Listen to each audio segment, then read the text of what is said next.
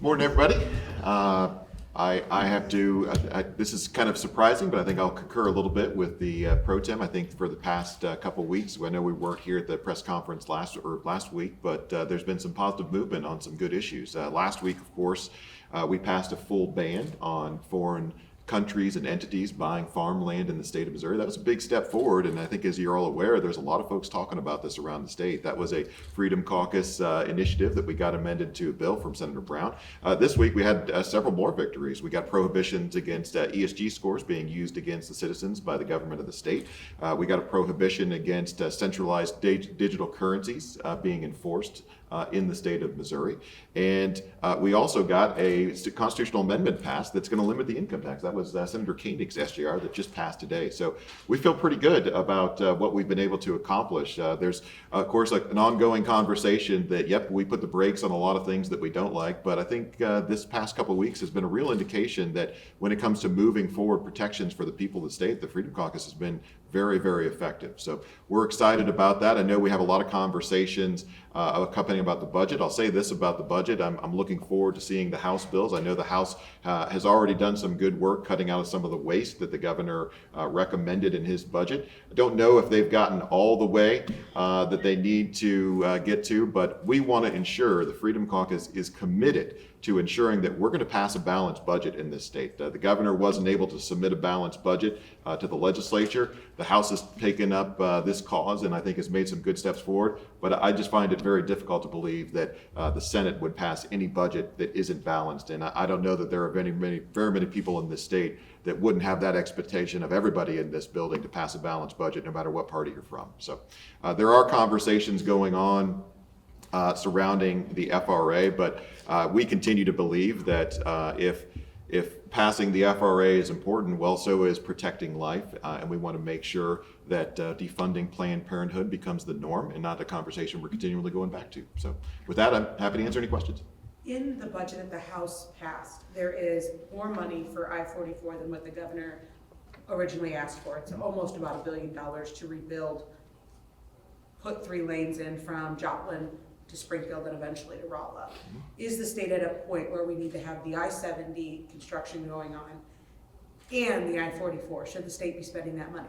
Well, I think there is a general interest that we're going to continue to make exactly these kind of infrastructure improvements. I need to review some of the details of how they want to fund that, and particularly when they want to fund that. So I think that having both of our major highways under major construction at the same time may encourage some further discussion on that. So we'll see what that looks like when it gets over here to the Senate, and we may have a conversation about that. Do you disagree with the tweets from Senator Bratton, Senator Hoskins, and Senator Shore that they're now being sued for? How did I know we were going to get a question about that? Unfortunately, I'm going to have to decline to make any comment on that situation. I think you all know and are aware of what's going on with that, so I don't have anything to add. Yeah, where are they today? They're here. They voted for every one of those bills, and I'm sure you can find them, whether it's in their office or elsewhere in the building. They're not avoiding you. If I guess well, yeah, they're not avoiding you. I don't think they're avoiding anybody. I think that they've actually been really upfront and very present. So maybe. Well, I'm sorry. Is this the first press conference this session that Senator Bratton has not led from the Freedom Caucus? It might be.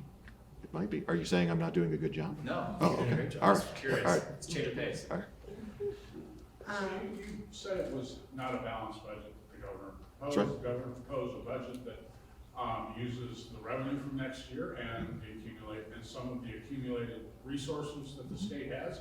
How is it not balanced? Well, because my definition of a balanced budget is you don't spend more than you're taking in. Yeah, I know the governor wants to spend down some of our savings account, which I think we've been very blessed to have for the people of the state. But he proposed $15 billion in general revenue expenditures. We're expected to take in $13 billion in general revenues in this state. So in my mind, that's not a balanced budget. So I do think that the House is very close to that number. One of the things I'm going to be looking at very closely is the capital improvements budget, which I believe, Emily, is where am I correct in understanding that's where the funds for I-44 are at, or they put them in? Okay.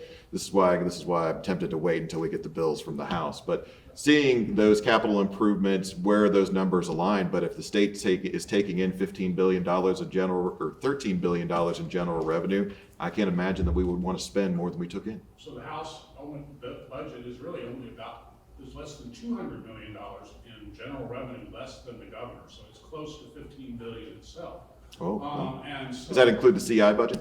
that includes the CI budget. It includes the, but even in the operating budget, it's well above the $13 billion, in the $14.5 billion range. And that means you'd have to cut the I-44 plan, you'd have to cut several other things, $100 million for rural roads.